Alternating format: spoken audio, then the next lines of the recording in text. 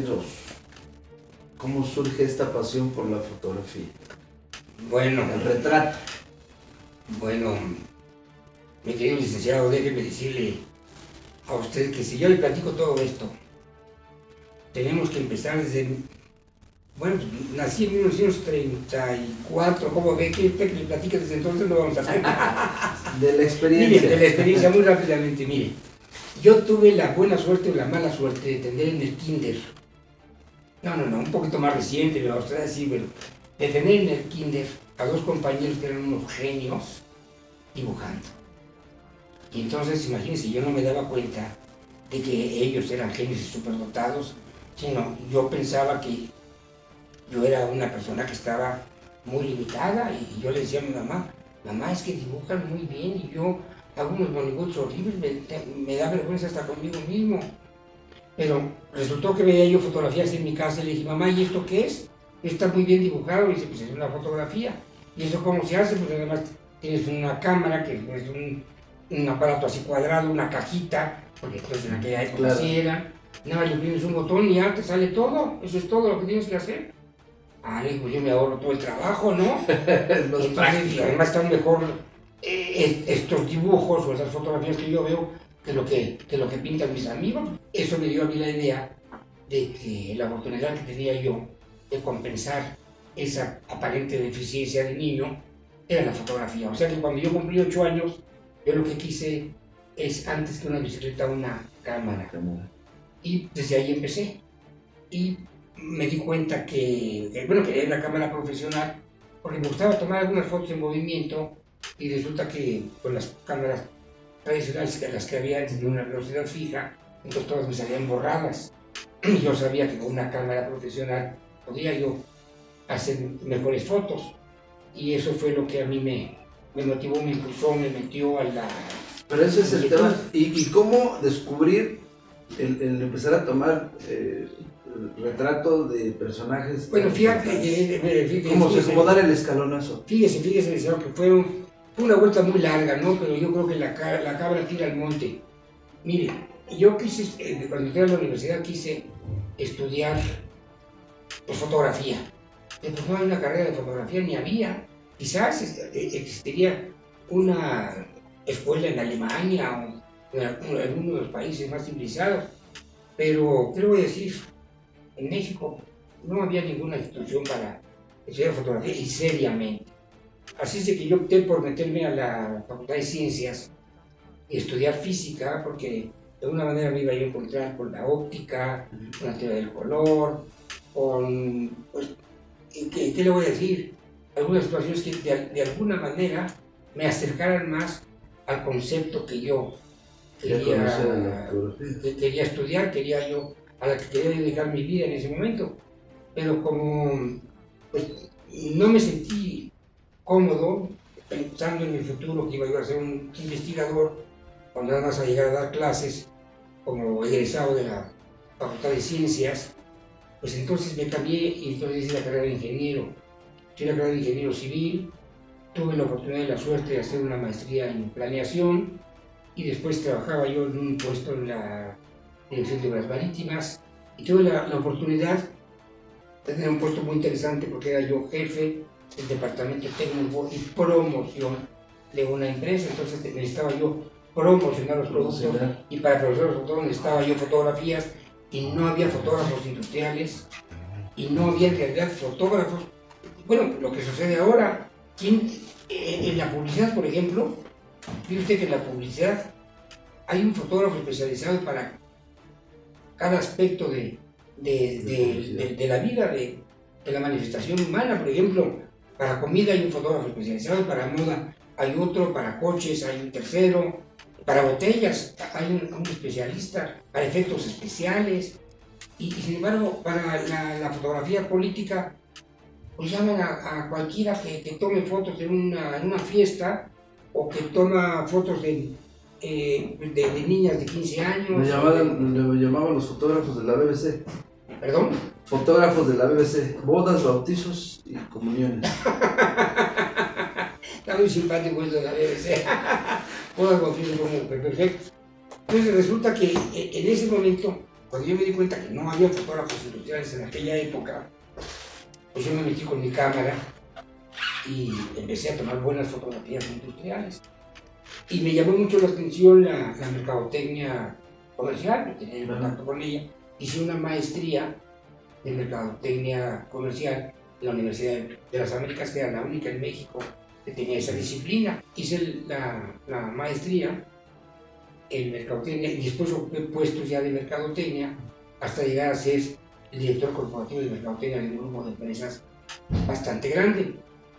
Y la circunstancia se dio porque yo inclusive tomaba las propias fotografías industriales de las empresas, las que yo les dirigía la mercadotecnia, y una persona que yo conocía cercana a mi empresa y a mi actividad, la nombraron director, esa persona, director de Relaciones Públicas de Peñoles. Entonces me llamó y me dijo, necesito hacer el informe de Peñoles, no tengo quien me lo haga, tú no me puedes hacer, porque yo estoy trabajando internamente.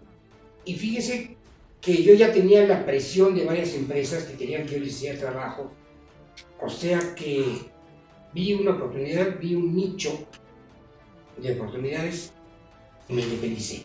Entonces formé una empresa que la integré, afortunadamente la pude integrar muy bien, que tenía su propia imprenta y tenía sus diseñadores y tenía su departamento de redacción, y tenía yo todo lo necesario para hacer informes anuales, que era muy importante en aquella época. Y como yo tenía una empresa que cubría todo, tuve las mejores empresas que me contrataron para hacer informes anuales.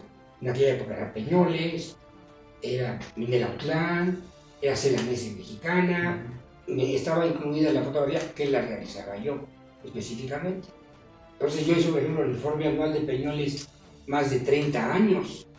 Entonces tengo unas fotografías inclusive de metales y del oro que se está fundiendo, que le dieron la vuelta al mundo. Y pues fue muy interesante ese trabajo, hasta que después llegó un momento en que comencé a tener mucha competencia, porque las escuelas empezaron a sacar a diseñadores y a comunicadores.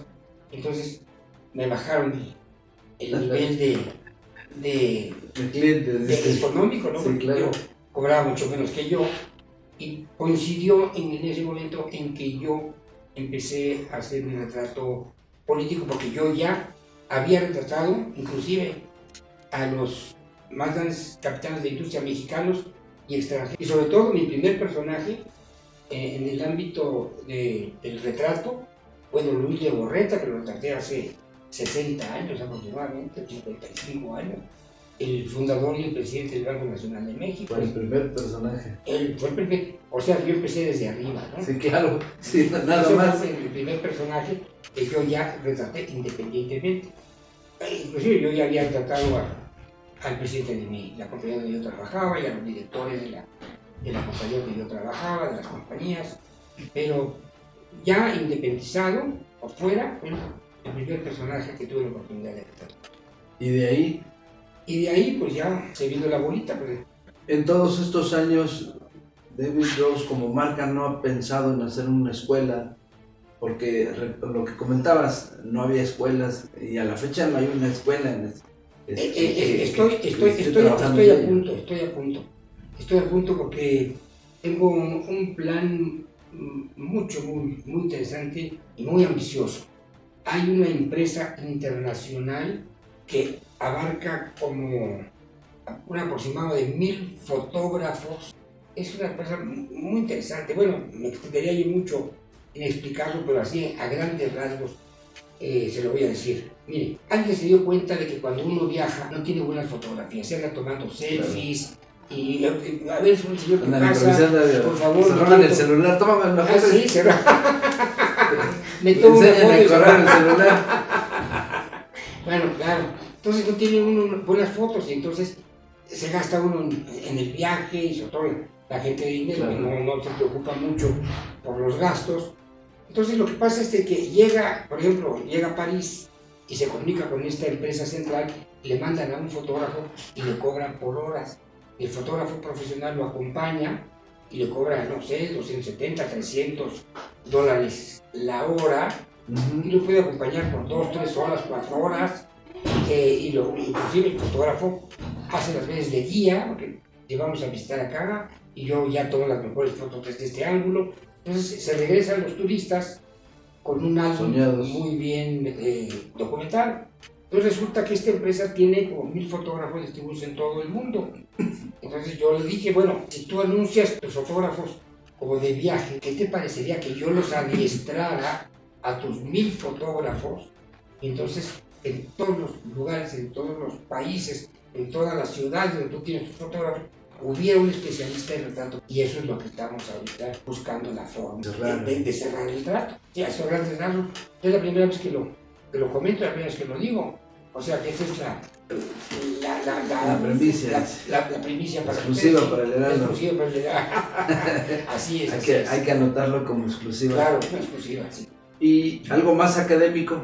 A lo mejor no la carrera específicamente, pero sí un diplomado dirigido por David Rose. Mire, le voy a decir, fíjese que puede ser más sencillo, porque como ya voy a tratar con fotógrafos, pues ya tienen las bases, por una parte.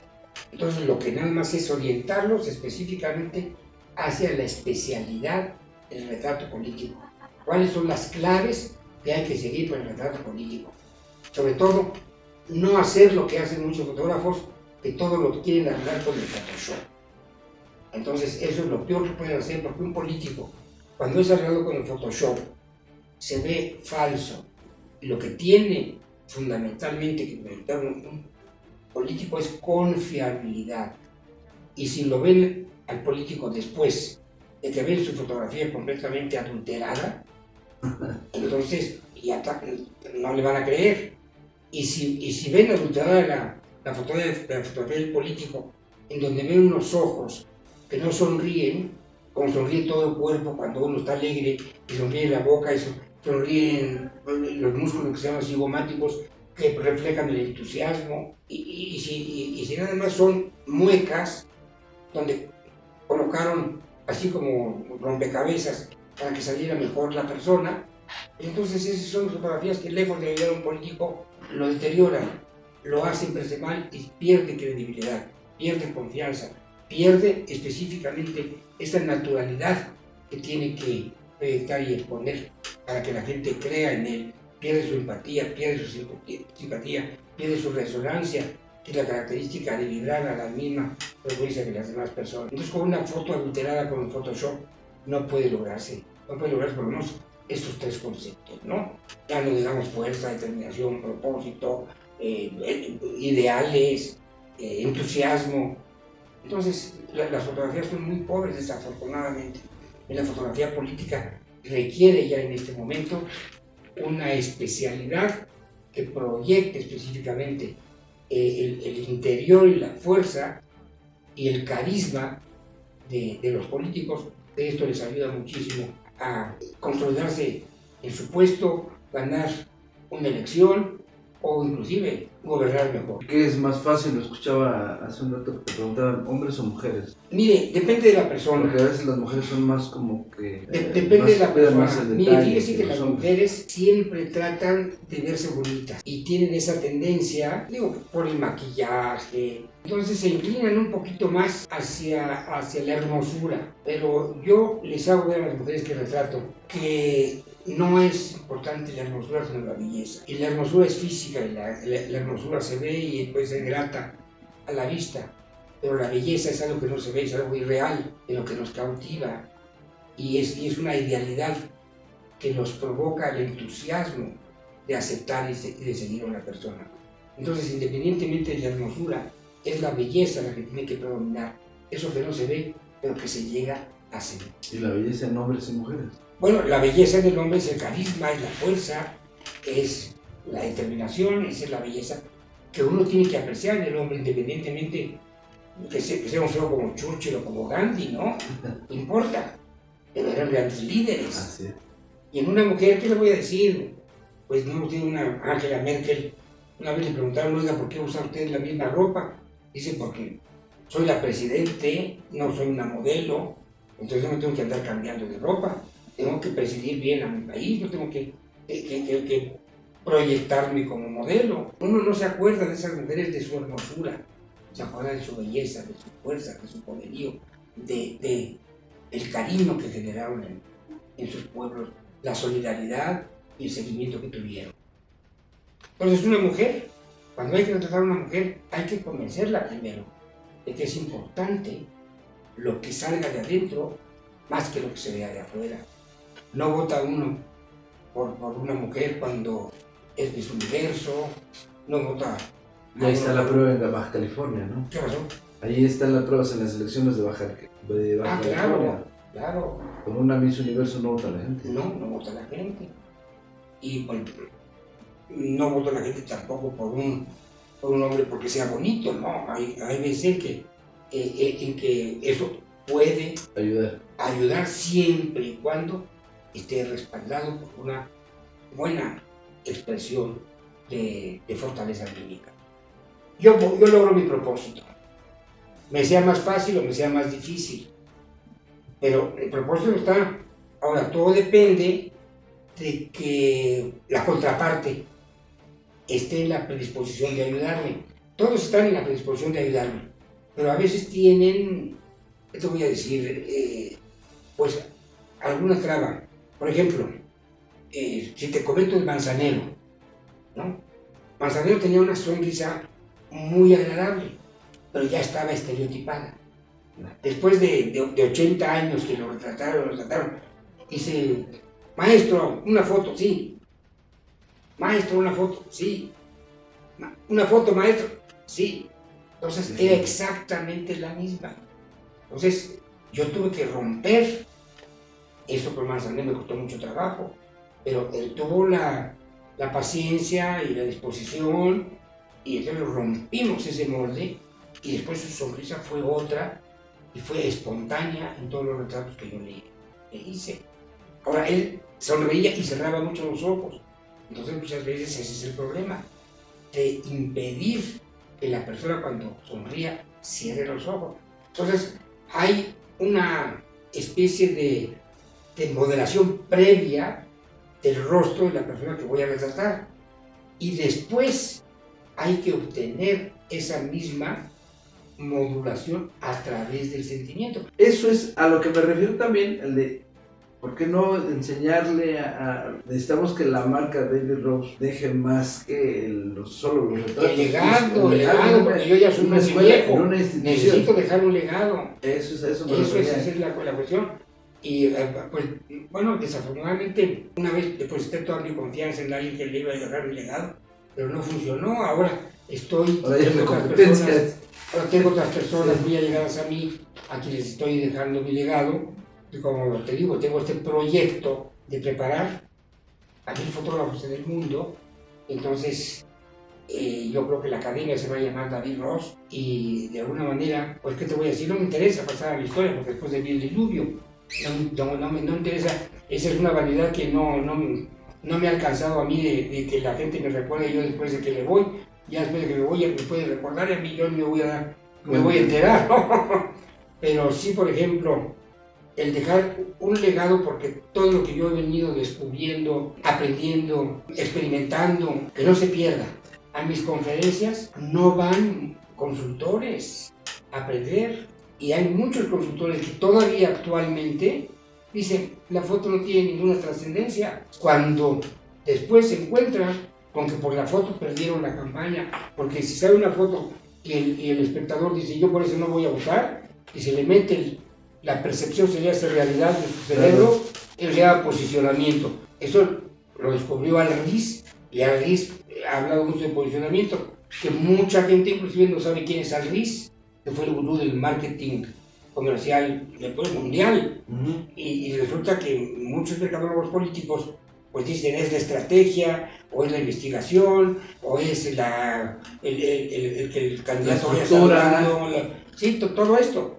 Pero entonces se olvidan de que lo primero que sale, lo primero que alcanza a ver una persona, juzgan al candidato, es por la primera impresión, y no hay una segunda oportunidad de causar una primera buena impresión, como dice el dicho. O sea que tienen muy descuidados los consultores políticos, y ellos tienen que saber esto, ¿no? Pero tienen muy descuidada el retrato político. Y los candidatos, pues no, muchas veces creen que es una fotografía, no se dan cuenta que es un instrumento de mercadotecnia fundamental para el éxito en su campaña. Creen que tener ese instrumento mercadotécnico fundamental pues debe costar lo que cuesta una fotografía en un estudio donde hacen credenciales. Entonces, ha sido una cuestión bastante difícil, compleja, de cambiar una estructura general, y sobre todo muchos consultores políticos pues tienen una venda en los ojos y no se la quieren quitar.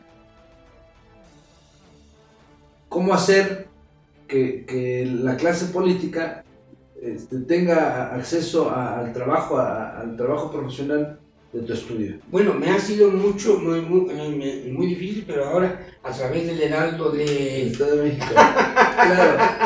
Vamos a hacerle un... No, de todas maneras, yo tengo mi página, David Ross. Uh-huh. Es davidross.com en mi página, y pues tengo Instagram, me pueden buscar por David Ross Fotógrafo, tengo Face, estoy creo que estoy en todas las redes, en todas las plataformas, pero nada más inclusive ponen David Ross en internet y pues sale el genio. Se llena la noche, por lo menos se llena la página, y tengo entrevistas, en YouTube también tengo muchas entrevistas, como David Ross, tengo una página o un sitio en YouTube, y pues en cualquier parte pueden dar conmigo.